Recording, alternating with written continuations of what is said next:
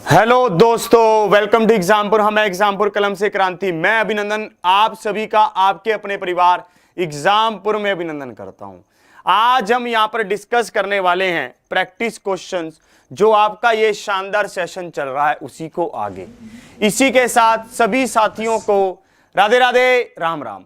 आज की क्लास बहुत ही शानदार रहने वाली है।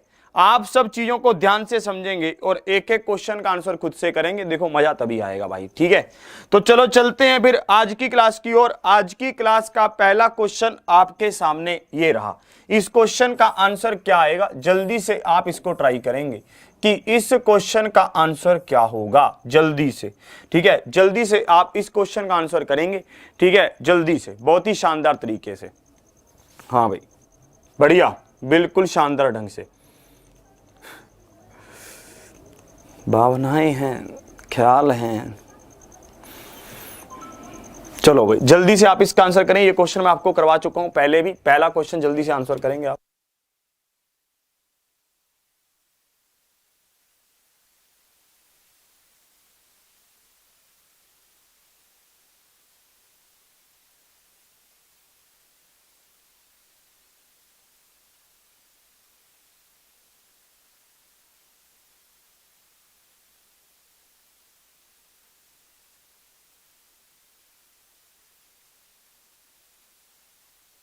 तो इस क्वेश्चन का आंसर क्या होगा, बहुत ही शानदार ढंग से आपको यह क्वेश्चन बताना था। इस क्वेश्चन को हम पहले भी डिस्कस कर चुके हैं। आप इसको बिल्कुल आराम से कर सकते थे, बिल्कुल सही। जिनका भी आंसर 128 आ रहा है वो उनका आंसर बिल्कुल सही है। कैसे आपको करना है, ध्यान से आप देखिए। हमारे पास था यहां पर 12 था, 20 था और 24 था।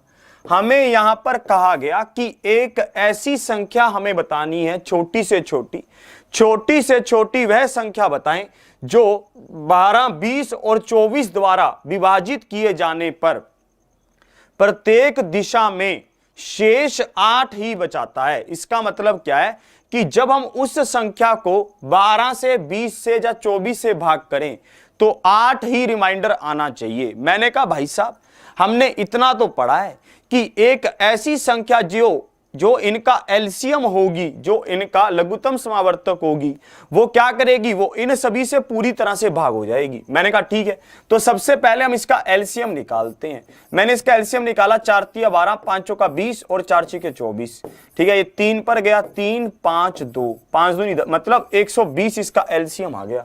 अगर मैं इसमें 8 जोड़ दूं तो ये क्या बन जाएगा, 128 बन जाएगा। मतलब 128 ऐसा नंबर हो जाएगा जब आप इसको भाग करोगे तो 8 क्या आएगा, शेष आएगा। क्योंकि 120 तो पूरी तरह से इन सभी नंबरों से भाग हो जाएगी, परंतु हमें पूरी तरह से भाग नहीं करना, 8 रिमाइंडर बचाना है। तो 8 रिमाइंडर कैसे आएगा, 8 रिमाइंडर आएगा जब अगर मैं इसमें 8 जोड़ दूं तो ये 8 रिमाइंडर देने लगेगा। सबको ये बात बिल्कुल क्लियर। ये क्वेश्चन आपको पूछा जा सकता है, बिल्कुल ऐसा क्वेश्चन आपके एग्जाम में आने की 100% संभावना है। इस बात में कोई भी दोहराई नहीं है, ठीक है। इस क्वेश्चन को देखिए, इस क्वेश्चन का आंसर आप क्या करते, जल्दी से इस क्वेश्चन का आंसर बताएंगे। जल्दी से सभी इस क्वेश्चन का आंसर बताएंगे जल्दी से कि इस क्वेश्चन का आंसर क्या होता। जल्दी से बताएं भाई सब।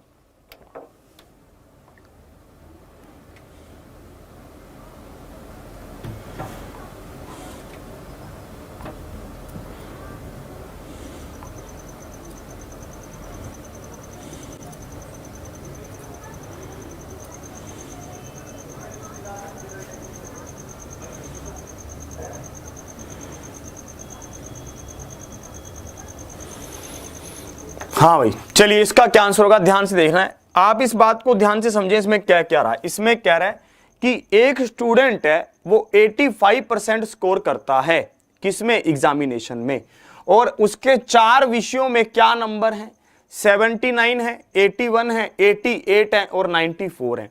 हमें कहा गया 5वें विषय में अर्जित उसके अंक ज्ञात करो कि उसने 5वें विषय में क्या अंक अर्जित किए। यह क्वेश्चन आपसे पूछा गया। तो मैं एक बात इसको बिल्कुल समझ गया था कि ये बात किसकी कर रहा है। टोटल 100 में से ये मार्क्स हैं, आपको ये एज्यूम करना होगा क्योंकि इसमें कुछ भी लिखा नहीं हुआ। तो टोटल मार्क्स कितने होने चाहिए थे उसके, एक पेपर में 100 नंबर, तो 5 में कितने हुए, 500। उसको टोटल कितने नंबर लेने थे, अगर मैं बात करता हूं तो 85% नंबर लेने थे उसको। 85% का मतलब क्या हुआ, 425 नंबर टोटल लेने थे, पर उसने नंबर लिए कितने भैया, 79 एक पेपर में, दूसरे में 81, तीसरे में 88, फिर 94। तो उसने टोटल कितने नंबर ले लिए, ठीक है, 9 9 18 और 4 22, 22 का 2 और 2 यहां पर कैरी हो गया, 7 और 2 9, 9 9 18, 18 और 16, 18 और 16 यहां पर आया 8, ये आ गया 342 नंबर उसने ले लिए। भैया कितने नंबर और लेने होंगे, 425 टोटल लेने थे, 342 ले लिए, तो 83 नंबर और लेने होंगे। ये क्या बोल रहा है भाई, इसको करना सेट, ये है ची ची। तो ये क्या है भैया, 83 नंबर ये अगर और ले लेता तो 85% नंबर उसके आ जाते। बात बिल्कुल क्लियर थी। एक बार इसको फिर से देख लो बस जल्दी से, टोटल नंबर क्या थे, टोटल नंबर थे 500, उसको 85% नंबर लेने थे। 85% नंबर का मतलब क्या है, 85% नंबर का मतलब है भैया 425 नंबर लेने थे 5 सब्जेक्ट में, उसने 4 में कितने ले लिए, 342, तो बाकी कितने बचे, 83। 83 अगले सब्जेक्ट में ले लेगा, बात खत्म हो जाएगी। अगले क्वेश्चन की ओर बढ़ते हैं। अगला क्वेश्चन क्या है, आसान था ये तो, ठीक है। अगले क्वेश्चन की ओर लेकर चलता हूं। अगला क्वेश्चन आपका क्या होगा, एक अच्छा क्वेश्चन लेते हैं यार, ये रहा। इस क्वेश्चन को देखिए, इसका आंसर क्या होगा, जल्दी से आप बताएंगे इसका क्या आंसर होगा, बहुत ही अच्छे से। ये क्वेश्चन आपके सामने, इसका आंसर क्या होगा, जल्दी से आप इसका आंसर बताएंगे, ठीक है सभी।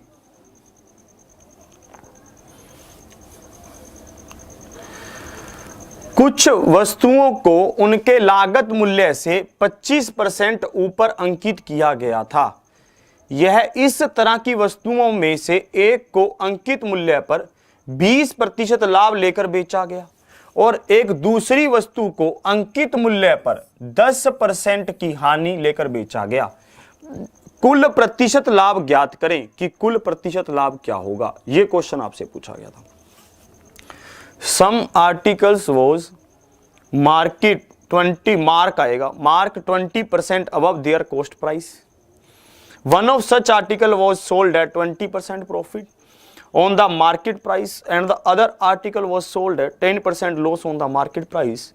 Find the overall percentage profit. ये हमसे पूछा गया। अच्छा क्वेश्चन है, जिनका भी आंसर आ रहा है, ठीक है, 31.25%, बिल्कुल सही, आप बिल्कुल सही आंसर कर रहे हैं। ये होता नहीं है जैसे रात के अंधेरे में वो बोलने नहीं लग जाती हैं ऐसे, है ना, वैसा हो रहा ना। ये बोल क्यों नहीं है, मुझे इनका समझ नहीं आ रहा। ची ची ची ची ची कर रही हैं, टिक टिक टिक टिक टिक टिक, है ना। हटो भाई, कहाँ हो तुम। अब इसको देखो, चलो हम क्वेश्चन की तरफ ध्यान देते हैं, इसकी तरफ नहीं जाएंगे। इसको आप ध्यान से देखिए, इसमें कैसे कह रहा है। ये कह रहा है कि एक वस्तु थी 100 रुपए की, उसको मार्क किया गया 125 रुपए। उसका प्राइस क्या मार्क किया गया, 125 रुपए मार्क किया गया, और उसको कितने पर बेचा गया, 20% के लाभ पर बेचा गया, मतलब 120/100 में उसको बेचा गया। ये कितने पर कटा, 25 पांजे और ये 25 चौके, और ये कितने पर कट गया, ये हमारा कट गया 150 आ गया। उसको 150 रुपए में बेचा गया। दूसरी वस्तु का मार्क प्राइस क्या था, 125 था। उसको हमने क्या किया, 10% के लॉस पर बेचा। 10% का लॉस मतलब क्या, 90% पर बेचा। 90% का मतलब यहां पर क्या हुआ, हमने उसको बेच दिया 9 पंजे 45, 4 9 दूनी 18 और 4 22, 9 और 2 11, 111 रुपए, 112 रुपए 50 पैसे में बेच दिया। 112 रुपए 50 पैसे में बेच दिया। भैया टोटल कितने रुपए की वस्तुएं थी, वो 100 रुपए की एक थी, तो टोटल दोनों थी 200 रुपए की वस्तुएं, और हमने उनको बेचा कितने में, एक को तो 150 रुपए में, दूसरे को 112 रुपए 50 पैसे में। तो टोटल हमने उनको बेच दिया 262 रुपए में। इतने में कितने का लाभ हुआ, 62 रुपए 50 पैसे का लाभ हुआ। इसको हमने परसेंटेज में बदला तो कितना आ गया, 31 रुपए 25 पैसे आ गया। कितना आ गया, 31 रुपए 25 पैसे आ गया। सबको ये बात बिल्कुल समझ आ रही है। एक और मैं फिर से समझा रहा हूं, ध्यान से आप देखना, बिल्कुल साफ समझा रहा हूं। कैसे कैसे कह रहा था, ये कह रहा था कि उन वस्तुओं का कुछ मूल्य था। मैंने कहा ठीक है, 100 रुपए था, हमने उसको क्या किया, 25% बढ़ा दिया, तो हमने उसका मूल्य क्या कर दिया, 125 कर दिया। एक वस्तु को अब कितने में बेचा गया? 20% के लाभ पर बेचा गया। एक वस्तु को क्या किया? 20% के लाभ पर बेचा गया। तो मैंने कहा ठीक है, 20% के लाभ पर तुम उसे बेच दो। तो जैसे ही हमने उसको 20% के लाभ पर बेचा तो वो कितने में बिक गई? 150 रुपए में बिक गई वो। अब हमने क्या किया, उसको फिर एक दूसरी वस्तु को 10% के लॉस पर बेचा तो कितने में बिक गई? 90% में। तो हमने इनको जोड़ा, ये टोटल 262 रुपए 50 पैसे में बिक गई, बात ही खत्म हो गई। और बिल्कुल 31 रुपए 25 पैसे का उसे लाभ हुआ। ये क्वेश्चन आप, बढ़िया क्वेश्चन था, इसको आप देखते ही मतलब आराम से अगर आप करते तो कर पाते। ठीक है, अगले क्वेश्चन की ओर बढ़ता हूं। अगला क्वेश्चन आपका क्या है? ये रहा। इस क्वेश्चन का आंसर करेंगे, इस क्वेश्चन का आप आंसर करेंगे। ठीक है, इस क्वेश्चन को आप कैसे करना है, ये रहा। इस क्वेश्चन का आप आंसर करेंगे जल्दी से।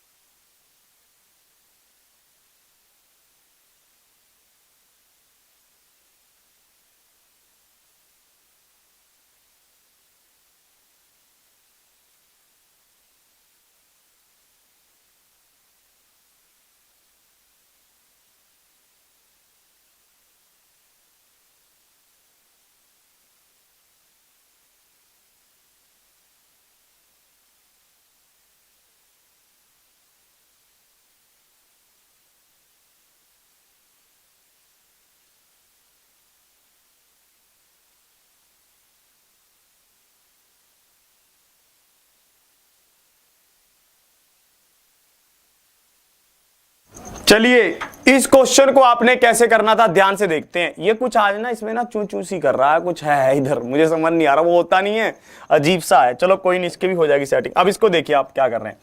यहां पर कह रहा था 30% और 10% की दो अनुक्रमिक छूट देने के बाद एक वस्तु 945 रुपए में बेची गई। वस्तु की लागत मूल्य बताएं कि वस्तु की लागत मूल्य क्या है। भैया एक वस्तु को हमने दी 30% की डिस्काउंट, फिर दिया हमने 10% का डिस्काउंट, तो टोटल डिस्काउंट कितना हो गया? बात करते हैं टोटल डिस्काउंट की। टोटल डिस्काउंट हमारे पास यहां पर हो गया 37% का, 37% का। वस्तु थी कितने की? 100% की। 37% का डिस्काउंट दिया तो वस्तु कितने की रह गई? 63% की रह गई। 63%। सबको ये बात बिल्कुल क्लियर, किसी को इसमें कोई डाउट नहीं है। हमने उस वस्तु को 945 रुपए में बेचा तो 63% किसके बराबर आया? 945 के बराबर आया। हमें वस्तु का लागत मूल्य बताना था, मतलब हमने 100% का मान बताना था कि 100% का मान क्या होगा। 945 बटे 63 गुना में 100 आ गया। अब इसकी काटापीटी करते हैं, देखते हैं कैसे होता है। ये कितने पर गया? 1 पर गया, और ये कितने पर गया? 5 पर, तो 1500 इसका आंसर आ गया। 1500 इज द राइट आंसर। सबका ये क्वेश्चन तो सबका हो गया होगा बिल्कुल अच्छे से, बहुत बढ़िया आप लोग कर रहे हैं इसमें। ठीक है, अगले क्वेश्चन की ओर बढ़ते हैं। अगला क्वेश्चन आपका क्या होगा? अगले क्वेश्चन की ओर लेकर चलता हूं आपको। ठीक है, ध्यान से आपने अगले क्वेश्चन का आंसर करना है। ये रहा। इस क्वेश्चन का आंसर क्या होगा? जल्दी से आप इस क्वेश्चन का आंसर करेंगे, जल्दी से, बढ़िया ढंग से। और ठीक है, जल्दी से भी और सही भी, दोनों बातें होनी चाहिए। ये रहा। इस क्वेश्चन का आंसर करेंगे जल्दी से आप।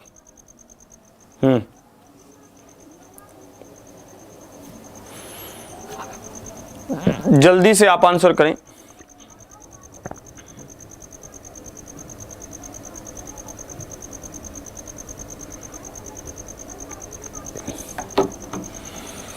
देखिए इसमें क्या कह रहा था, ध्यान से हम लोग देखते हैं इसमें क्या कह रहा था। इसमें कह रहा था 10% ब्याज की दर पर 2 वर्ष की अवधि के लिए एक निश्चित मूलधन पर साधारण ब्याज चक्रवृद्धि ब्याज से 1 रुपए कम है। मूलधन ज्ञात करें कि मूलधन क्या होगा। यह क्वेश्चन आपसे पूछा गया। इस क्वेश्चन का आप क्या आंसर करेंगे? ध्यान से हम देखते हैं। इसमें कहा गया कि 10% का हमें ब्याज मिल रहा है, 2 साल की बात है, तो 2 सालों में कंपाउंड इंटरेस्ट और सिंपल इंटरेस्ट में अंतर कितना होता है? PR स्क्वायर अपॉन 100 स्क्वायर होता है। हमें यहां पर कितना दे रखा है? 1 रुपए का अंतर दे रखा है, जो क्या है? प्रिंसिपल। और रेट क्या है? R कितना हुआ? 10 का स्क्वायर, और नीचे क्या आएगा? 100 का स्क्वायर। तो प्रिंसिपल हमारा यहां पर कितना आ गया? 100 आ गया। प्रिंसिपल सीधा सीधा कितना आ गया 100 आ गया, क्योंकि आप काटा पीटी करेंगे 10 का स्क्वायर 100, 100 का स्क्वायर 2 बार 100 लिखेंगे, एक बार 100 ऊपर से कट गया, नीचे क्या बचेगा 100 बच जाएगा, बात क्लियर हो गई। तो हमारा क्या आंसर आएगा 100 आंसर आएगा। आंखों ही आंखों में होने वाला क्वेश्चन था ये बिल्कुल आंखों ही आंखों में होने वाला क्वेश्चन था, कुछ भी इसमें ऐसा नहीं था। अब इस क्वेश्चन को देखिए, ये तो 2 साल की बात कर रहा था, अगर 3 साल की बात करें तो आप कैसे करेंगे? ठीक है, 2 साल की बात तो हमने कर दी, अब हम किसकी बात कर रहे हैं? 3 साल की बात भी कर लेते हैं कि 3 साल अगर करें तो आप कैसे करेंगे। 3 साल की बात भी देख ही लेते हैं साथ की साथ, ताकि ये क्वेश्चन पक्का हो जाए, 2 साल वाला भी 3 साल वाला भी। 3 साल वालों में मैंने आपको बता रखा है कि 3 साल का अंतर क्या होता है, PR² इंटू 300 प्लस में R अपॉन 100 क्यूब होता है, ये अंतर होता है 3 सालों का। अब इसका आंसर बता देंगे आप जल्दी से। ठीक है, P क्या है? प्रिंसिपल है। R क्या है? रेट है, दर है। इन सब बातों को आप समझते हैं।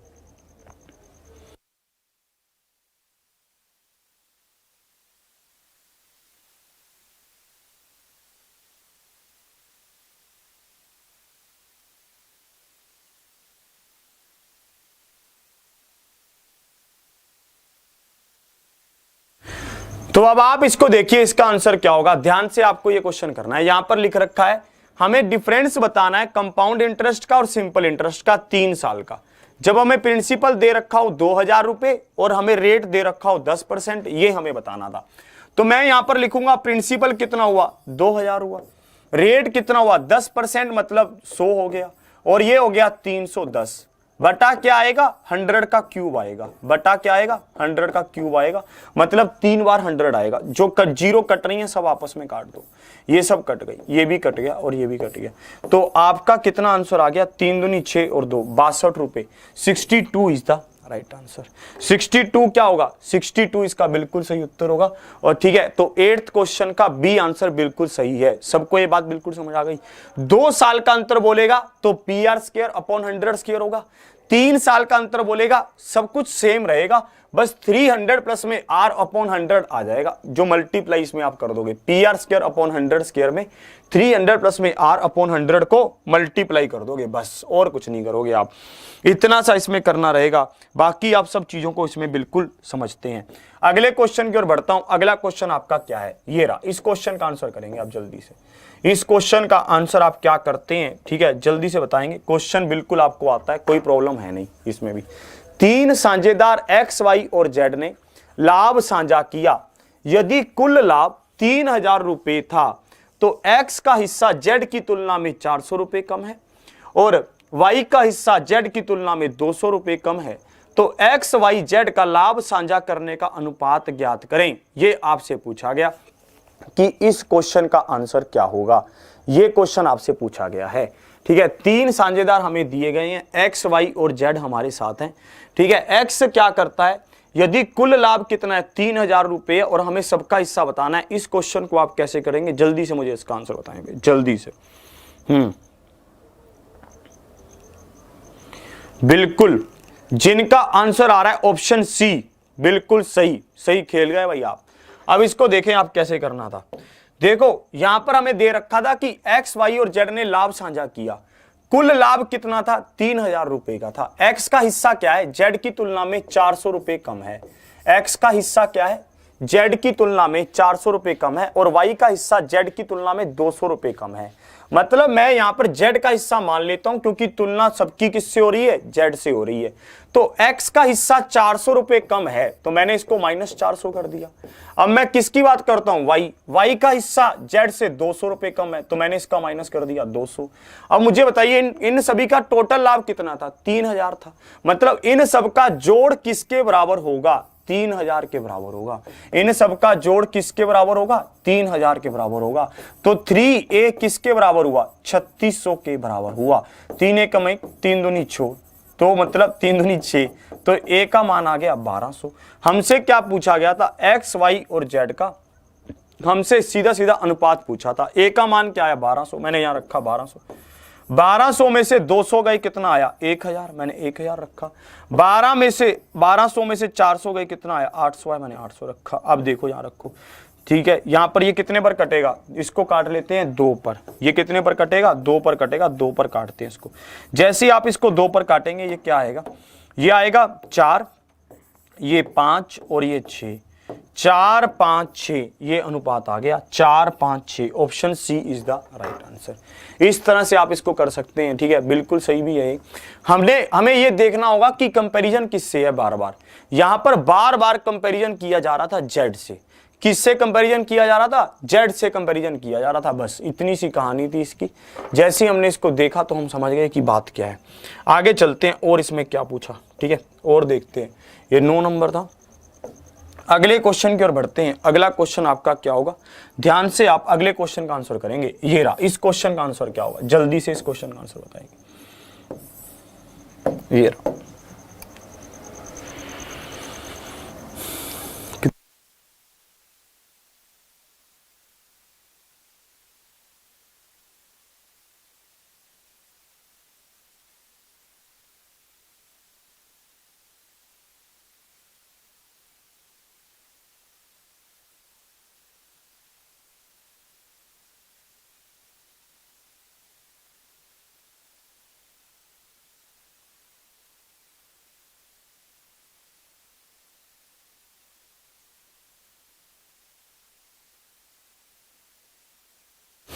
हाँ भाई, अब बताओ इसका क्या आंसर आ रहा है।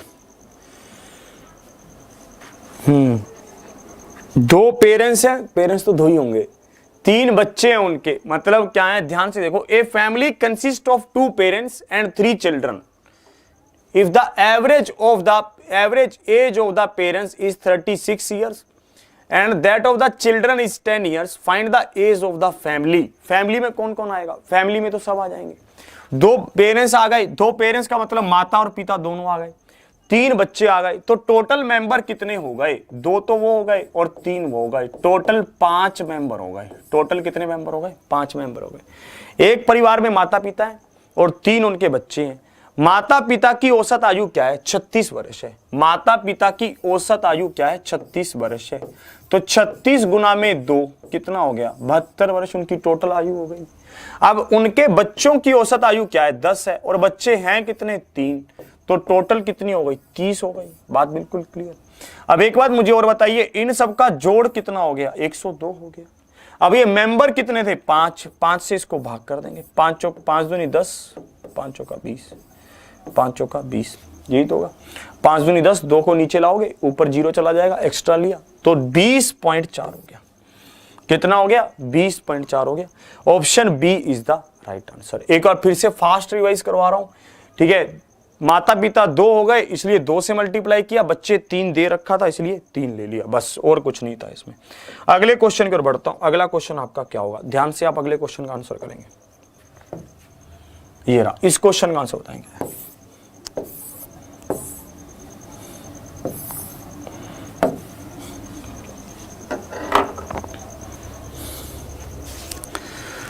अठारह वस्तुएं 15 रुपए की औसत कीमत पर बेची गई। 12 वस्तुओं की लागत कीमत प्रति वस्तु 16 रुपए थी, ठीक है। शेष 6 वस्तुओं में से प्रत्येक का लागत मूल्य ज्ञात करें यदि लेन देन में कोई भी लाभ या हानि ना हो। यह क्वेश्चन आपसे पूछा गया। 18 वस्तुओं को कितने में बेचा जा रहा है, 15 रुपए में बेचा जा रहा है, और 12 वस्तुओं की लागत कीमत है कितनी, मतलब 16 रुपए थी। तो इन्होंने पूछा कि शेष 6 की लागत कीमत क्या है। भैया इतना तो मुझे समझ आ गया था कि उनकी लागत कीमत होगी तो 16 से कम, तभी तो उसको ना तो लाभ हुआ ना हानि हुई, इतनी सी बात थी।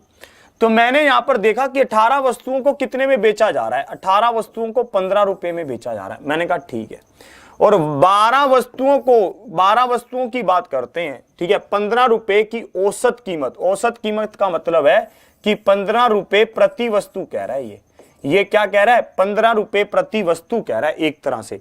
और 12 वस्तुओं की बात की जाए तो 12 वस्तुओं को 16 रुपए प्रति वस्तु के हिसाब से खरीदा गया था, इसका यह मतलब है, ठीक है। तो एक बात मुझे बताइए, इसको टोटल कितना लॉस हो रहा है। अगर मैं इसकी बात करता हूं, 18 वस्तुओं में से अगर प्रत्येक को 15 पर बेचा गया तो 12 का भी यही हाल हुआ। भैया कितने रुपए का लॉस हो रहा है, 1 रुपए का इसको लॉस हो रहा है यहां पर।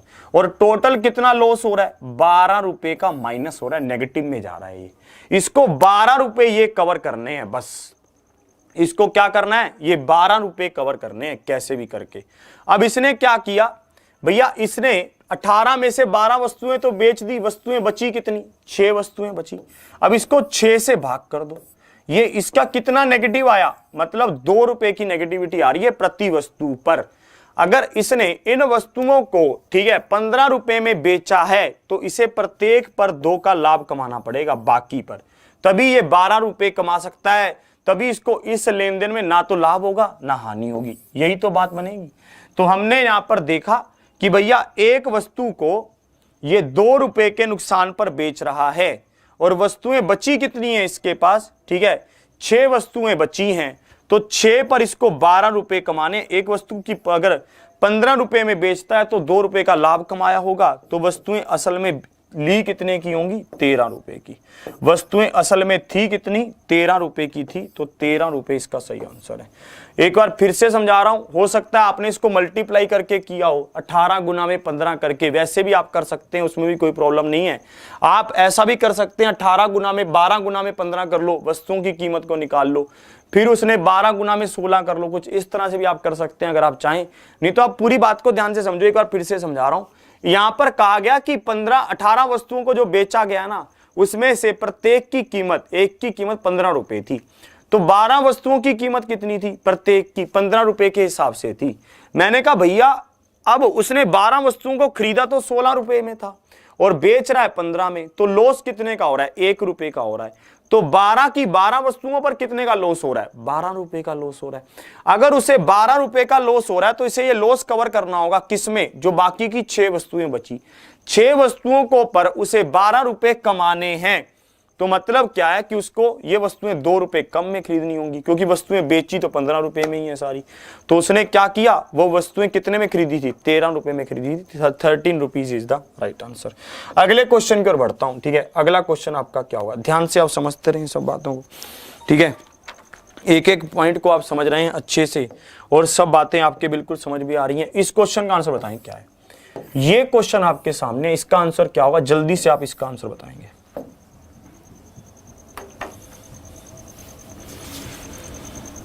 ए 8 दिनों में एक काम कर सकता है जबकि बी उसे 12 दिनों में पूरा कर सकता है।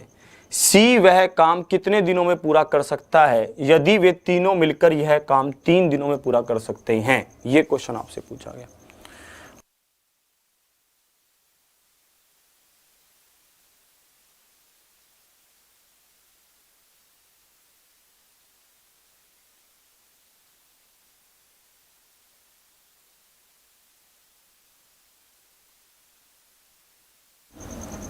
अब इसको देखते हैं आप इसको कैसे करते हैं, जल्दी से बताएंगे इसको, ठीक है। इसमें क्या कहा गया मैं बताता हूं आपको। ए 8 दिनों में एक काम कर सकता है जबकि बी उसे 12 दिनों में पूरा कर सकता है। सी वह काम कितने दिनों में पूरा कर सकता है यदि वे तीनों मिलकर यह काम 3 दिनों में पूरा कर सकते हैं। ये क्वेश्चन आपसे पूछा गया, ठीक है। बड़ा ही सेट क्वेश्चन है, मतलब आप इसने आपका इसका आंसर बिल्कुल सभी ने निकाल दिया होगा। बिल्कुल जिनका आंसर आ रहा है ऑप्शन ए बिल्कुल सही है भाई, जिनका आंसर आ रहा है ऑप्शन ए, आपने बिल्कुल सही खेला है। ए क्या करता है, 8 दिनों में एक काम कर सकता है, मैंने लिखा। बी क्या करता है, 12 दिनों में एक काम कर सकता है, मैंने लिखा। इन्होंने सी का हमसे पूछा और जबकि ये तीनों मिलकर इस काम को 3 दिनों में कर सकते हैं, मैंने कहा ठीक है। अब देखो इसका एलसीएम जब मल्टीपल क्या आ जाएगा, 24 आ जाएगा। 8 तिया 24, 12 दूनी 24 और 8 तिया 24। ए कितने दिन, ए का एक दिन का काम क्या है 3, बी का क्या है 2, ए बी सी का कितना है 8। तो एक बात मुझे बताइए सी का काम कितना है, तो सी का काम हो जाएगा 8 में से 5 गए, 3 काम हो जाएगा सी का एक दिन का। तो टोटल काम कितना था, 24 था। सी करता है एक दिन में 3 काम, तो भैया ये काम टोटल कितने दिन में हो जाएगा, 8 दिन में ये काम हो जाएगा। सबको ये बात बिल्कुल क्लियर।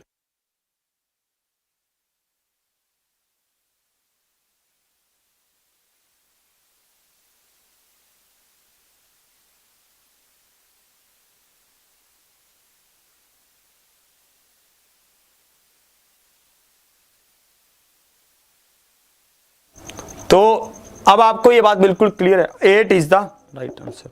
अगले क्वेश्चन की ओर बढ़ते हैं। अगला क्वेश्चन आपका क्या होगा, अगले क्वेश्चन की ओर चलते हैं। ठीक है, अगला क्वेश्चन आपका क्या होगा, जल्दी से आप अगला क्वेश्चन देखेंगे। ये रहा, इस क्वेश्चन का आंसर होता है।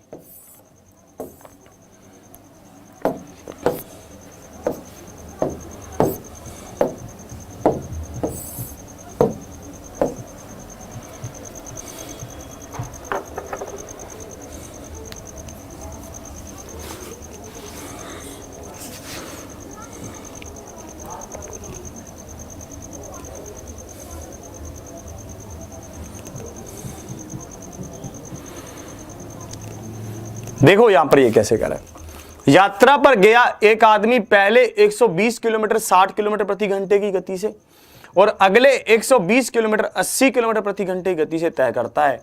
यात्रा की औसत गति क्या है, ये क्वेश्चन आपसे पूछा गया। ये क्वेश्चन आप चुटकियों में कर सकते हैं, इसमें कोई प्रॉब्लम है नहीं, क्योंकि दूरी दोनों तरफ बराबर है। क्योंकि 120 किलोमीटर और 120 किलोमीटर की बात की जा रही है और हमसे एवरेज चाल पूछी है, तो आपको पता है कि एवरेज स्पीड क्या होती है, 2xy अपॉन x प्लस में y होती है। बस ये आपको ध्यान रखना है। 2 इंटू 120 इंटू 80 अपॉन क्या हो जाएगा 260 है, सॉरी ये कितना है 60 है। 2 इंटू 60 इंटू 80 अपॉन 140 हो जाएगा। काटा पीटी करो, यहां पर आया 7, 8 6 48, 480 को भाग किया 7 से। अब देखो कितने पर जा रहा है, 6 पर, 7 6 42, यहाँ पर कितना आया 60, 7 8 56, यहाँ पे कितना आया 4, 7 5 35, 68.57। Option B is the right answer. Option B क्या होगा इसका, बिल्कुल सही उत्तर होगा। आप इसको दूसरे तरीके से भी कर सकते थे अगर आप चाहते। आप कुल कितनी दूरी तय कर रहे हैं, 240 की दूरी तय कर रहे हैं। पहले चाल क्या थी 60 किलोमीटर थी, बाद में चाल क्या है 80 किलोमीटर है, तो आप उससे भी काटापीटी करके कर सकते हैं। देखिए यहां पर कुल चाल कितनी, कुल दूरी कितनी तय कर दी, 2 गुना में 120 की दूरी तय कर दी। कुल समय कितना लगा, 60 किलोमीटर की चाल से 120 की दूरी को तय करेगा 2 घंटे लगेंगे। 80 किलोमीटर की चाल से 120 किलोमीटर की दूरी को तय करेगा 4 3 12 4 2 8, 3.5 घंटे लगेंगे। ठीक है, तो आप इसकी यहां पर अगर करते तो ये कितना हो जाता, 2 दूनी 4, ऊपर आ जाता ये 480/7 फिर से आ जाता। अगर आप वैसा करते तब भी हो जाता, अगर आप वैसा करते तब भी हो जाता। जैसा आप चाहो आप वैसा कर सकते हो। ठीक है, एवरेज स्पीड क्या होती है, कुल दूरी बटा कुल समय होता है एवरेज स्पीड, बस और कुछ नहीं होता। चलिए आगे बढ़ते हैं और आपके साथ क्या होगा। ठीक है, अगले क्वेश्चन की ओर चलते हैं। ये तो हल्का सा क्वेश्चन था, अगले क्वेश्चन की ओर चलते हैं। अगला क्वेश्चन आपका क्या है, ये रहा। ये वाले क्वेश्चन का आंसर जल्दी से करेंगे।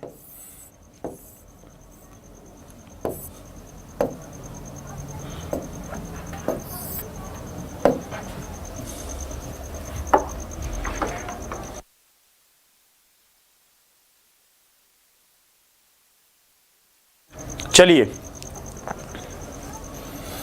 ये तो आसान है, ये तो आसान है भाई, जल्दी से आप कर दोगे इसको तो। ठीक है, जल्दी से देखिए आप कैसे करते हैं इसको, जल्दी से देखना। यहां पर क्या रखा है, 2 कारों की गति का अनुपात 10:11 है। 2 कार की गति का अनुपात क्या है, 10:11 है। पहली कार क्या करती है, 500 किलोमीटर की दूरी चलती है 10 घंटे में। दूसरी चाल की गति पूछी, 10 किसके बराबर 50 के, 11 किसके बराबर 55 के। आंखों ही आंखों में भी नहीं, ये तो 1 सेकंड का क्वेश्चन था। अगर इसमें भी सोचने लग गए तो बात खत्म है, फिर तो नैया पार नहीं होगी। अब अगले क्वेश्चन की ओर बढ़ते हैं। अगला क्वेश्चन आपका क्या हुआ, जल्दी से इस क्वेश्चन का आंसर बताएंगे। ये रहा,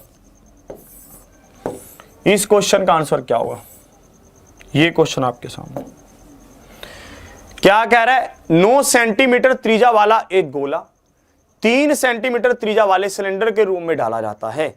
सिलेंडर की ऊंचाई ज्ञात करो कि सिलेंडर की ऊंचाई क्या है। क्या आप ये क्वेश्चन नहीं कर सकते हैं?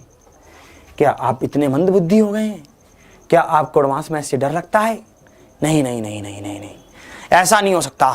ध्यान से देखियो, अब इसमें क्या कह रहा था, ये तो बहुत ही आसान है, बहुत बार मैंने आपको समझाया। मैंने आपको एक बात समझाई है कि जब कभी भी किसी भी 3D ऑब्जेक्ट को पिघलाकर किसी और 3D ऑब्जेक्ट में बदला जाता है तो वॉल्यूम सेम रहता है, आयतन सेम रहता है। ये बात आपको भी पता है, मुझे भी पता है। तो यहां पर इन्होंने क्या किया है, एक गोले को पिघलाकर सिलेंडर में बदला है, एक गोले को पिघलाकर सिलेंडर में बदला है, बस इतनी सी बात थी। एक स्फीयर को सिलेंडर में बदला है। एक स्फीयर का वॉल्यूम क्या होता है, 4/3 पाई आर क्यूब होता है, और रेडियस यहां पे क्या दे रखा है, 3 दे रखा है, 3 का क्यूब हो जाएगा। और आगे देखें और क्या है हमारे पास, एक सिलेंडर की ऊंचाई मुझे निकालनी है, नहीं गोले का तो था 9 था, 9 सॉरी 9 लिखो इसको, गोले का रेडियस था 9 लिखा, और हमें क्या इसको सिलेंडर में बदलना है। सिलेंडर का होता है पाई आर स्क्वायर इंटू एच, पाई से पाई काटो पहले तो, 3 तिया 9, तो यहां पर एक 9 कटेगा, स्क्वायर रह जाएगा, ठीक है। और देखो कुछ काटा पीटी हो रही है, नहीं, 4/3 इंटू 9 इंटू 9 हो गया, और ये कितने पर कटा, 3 तिया 9 पर, 4 तिया 12, 12 9 108, ठीक है। तो ऊंचाई कितनी हो गई, 108 हो गई, हाइट कितनी हो गई, 108 हो गई, बस ये कहानी थी इसकी। सबको ये बात बिल्कुल क्लियर, ये तो आपने निकाल ही दिया है, बहुत शानदार तरीके से आप इसको कर रहे हैं, देखते ही होने वाला था, कुछ ज्यादा था नहीं। दोनों आपको फॉर्मूले ध्यान होने चाहिए थे। गोले का फॉर्मूला वॉल्यूम का क्या होता है, 4/3 पाई आर क्यूब, आर क्या होती है रेडियस, सिलेंडर का वॉल्यूम क्या होता है, पाई आर स्क्वायर एच होता है। दोनों आपको अगर ध्यान है तो आप इसको आसानी से कर जाते। अगले क्वेश्चन की ओर देखते हैं। अगला क्वेश्चन आपका क्या होगा, ध्यान से आप देखेंगे, ये रहा, इस क्वेश्चन का आंसर करेंगे जल्दी से। ये क्वेश्चन आपके सामने है, इसका आंसर करेंगे आप। इसका आप क्या आंसर करते हैं, इसमें कह रहा है 6 से विभाजित होने वाली सबसे छोटी 4 अंकों वाली संख्या के अंकों के योग और 11 से विभाजित सबसे छोटी 5 अंकों वाली अंकों के योग का गुणनफल ज्ञात करो कि उनका गुणनफल क्या होगा। यह क्वेश्चन आपसे पूछा गया, हमसे पूछा गया कि 6 से विभाजित होने वाली 4 अंकों की सबसे छोटी संख्या, 4 अंकों की सबसे छोटी संख्या होती क्या है, 1000 होती है। ये 6 से भाग होनी चाहिए, तो मैं इसको 6 से भाग करता हूं। जैसे ये 6 पर गई तो 6 आया, यहां पर आया 40, और यहां पर आया चिकम 36, और यहां आया 40। ये 40 मतलब यहां पे 0 आ जाएगा, 40 ये नहीं कटेगा। अगर यहां पर 40 की जगह पर 2 होता, अगर मैं यहां पर 42 ले आता तो बात बन जाती। तो मतलब क्या है, यहां पर संख्या कौन सी होगी, 1002 होगी। बात क्लियर, ऐसे ही वो निकाल लो। अब इसको आप निकालो, यहां पर हमें कहा गया कि 5 अंकों की 11 से विभाजित होने वाली संख्या, 5 अंकों की, 1 2 3 4 5, तो मैं इसको 11 से भाग करता हूं। जैसे ही मैं इसको 11 से भाग करता, ये 9 से जाता, और ये 9 से जाकर क्या आता, यहां पर 1 आ जाता, फिर 0 आ जाती, फिर 0 यहां आ जाती, 0 यहां आती, फिर ये 9 पर चला जाता। पर ये 9 पर अगर जाता तो बात ना बनती, 99 आता। तो मैंने कहा नहीं, 99 तो नहीं गुरुदेव, कुछ और आना चाहिए यहां पर, ठीक है। तो आपने कहा कि और क्या आएगा, तो आपने यहां पर कहा कि और क्या आएगा। मैंने कहा कि यहां पर अगर ये 99 की जगह पर, ठीक है, अगर आप यहां पर 1 0 लाओगे, 1 0, फिर ऊपर चली जाएगी 0, हाँ,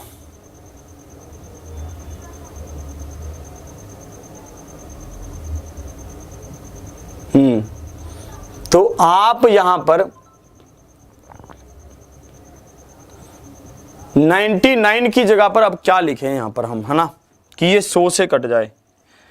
तो अगर यहां पर होता 9, बात बनती कुछ, या फिर 1 होता, है ना, अगर ये होता 1 तो शायद बात बन जाती,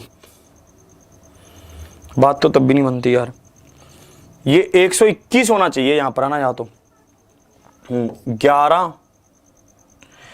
22 11 का मल्टीप्लाई करेंगे 121 चाहिए, फिर तो 121 के हिसाब से मतलब 21 इधर चाहिए, 1 2 3 4, 4 और 3 12, ये गड़बड़ हो रहा है भाई कुछ, 1 2 3 4, 1 2 3 4 5, बात तो सही है। Sum of the digit 5 number divisible by 11, 11 से भाग होना चाहिए, 11 से भाग हुआ, ये 99 आया, फिर 10 आया नीचे, 10 से बात नहीं बनेगी, फिर आएगा 00, फिर तो ऊपर 0 गया, ये 9 पर गया, चलो 99 पर इसको काटते हैं यहाँ पर, चलो देखते हैं एक बार। 99 पर मैंने इसको काटा तो अब भी शेष बच रहा है 1, ये शेष बचना नहीं चाहिए था 1। मतलब क्या है कि हमें इससे अगले नंबर को लेना पड़ेगा, इससे अगला नंबर आएगा 121। ये क्या गड़बड़ हो गई भाई इसमें, ये मैंने क्या गड़बड़ कर दी, ये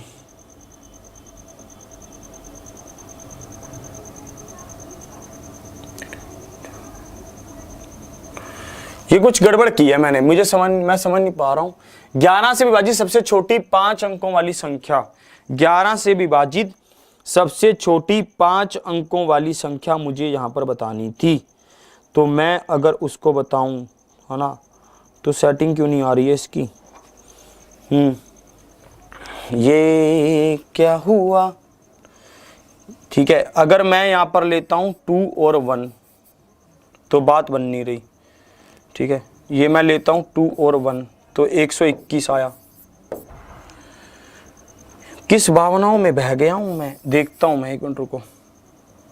यहां पर मेरे पास आना चाहिए, 1 मिनट रुकते हैं। ठीक है, यहां पर मेरे पास आएगा 000, चलान कट रहा है। अब इसको देखिए, यहां पर आया 1, ठीक है, यहां पर मैंने 0 को नीचे निकाला तो 10 आया, और यहां पर मैं इसको फिर से नीचे लगा रहा हूं तो 100 आ रहा है।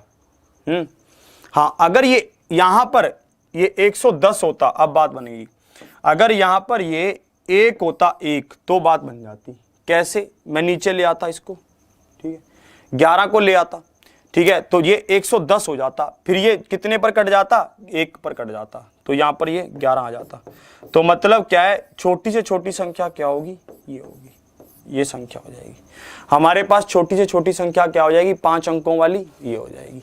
ये पूरी तरह से 11 पर कट रही है, ये पूरी तरह 11 पर कट रही है। ये संख्या छोटी से छोटी हो जाएगी, जो हमारी किससे कटेगी? 11 से कटेगी। सबको ये बात बिल्कुल क्लियर?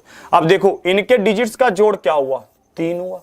इनके डिजिट्स का जोड़ क्या हुआ? 2 हुआ। तो 3 और 2 का मल्टीप्लाई क्या हो गया? 6 हो गया। 6 इज द राइट आंसर। एक बार फिर से समझा रहा हूं, पूरी बात को ध्यान से समझना। देखो, जब हमने 6 से डिवाइड होने वाली संख्या को निकाला तो मैंने यहां पर जान लिया कि अगर मैं इसको 6 से भाग करता हूं तो यहां पर कितना आ रहा था? 2, लास्ट में 2 आना चाहिए, तो मैंने 2 रख दिया। तो ये मेरी क्या हो गया? 1 यार 2 हो गई। ये ऐसी संख्या हो गई, ये हमारे पास 4 अंकों की छोटी से छोटी संख्या हो गई जो 6 से विभाजित होती है। फिर मेरे को 11 से बतानी थी, मैंने 11 से निकालने के लिए इसको 9 से डिवाइड किया तो कितना आया? 1 आया। अब अगर आगे मेरे पास यहां पर 1 होता तो ये संख्या पूरी तरह से उससे भाग हो जाती। ठीक है, तो ये छोटी से छोटी भी होती। तो ये जैसे ही मैंने यहां पर 1 रखा तो ये कट गया, 0 इधर आ गया, तो ये संख्या बन गई। और इनके डिजिट्स का जोड़ क्या हो गया? 3 और 2 हो गया। 3 और 2 का मल्टीप्लाई क्या हो गया? 6 हो गया। चलो आगे बढ़ते हैं, और अगला क्वेश्चन आपका क्या होगा? ठीक है, अगले क्वेश्चन की ओर आपको लेकर चलता हूं। ध्यान से बताना अगले क्वेश्चन का आंसर क्या होगा, जल्दी से। ये रहा, इस क्वेश्चन का आंसर बताएं भाई, इस क्वेश्चन का आंसर क्या है? ये क्वेश्चन आपके सामने।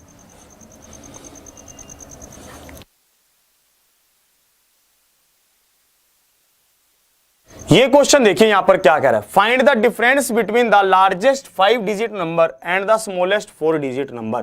ठीक है, सबसे बड़ी 5 अंकीय संख्या, सबसे बड़ी 5 अंकीय संख्या क्या हो जाएगी? ये हो जाएगी।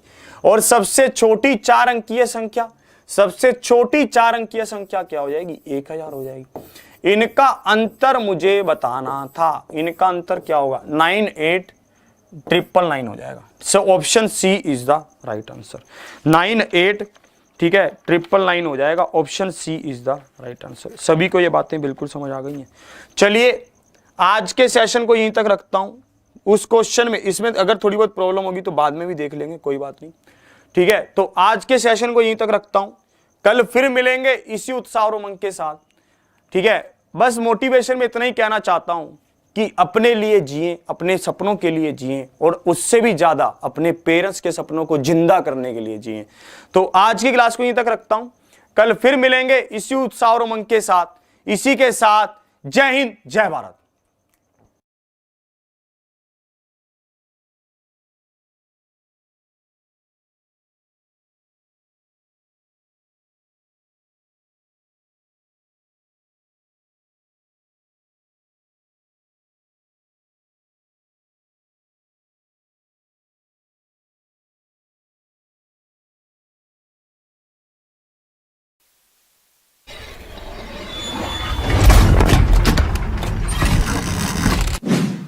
अब जूनियर इंजीनियर बनने का सपना होगा साकार, क्योंकि एग्जामुर परिवार आपके लिए ला रहा है एसएससी जेईई 2019 कंप्लीट कोर्स, जिसमें आपके लिए अवेलेबल होंगी technical plus non technical quality classes with our experts, practice session, doubt session, daily quiz, content with PDF और टेस्ट सीरीज.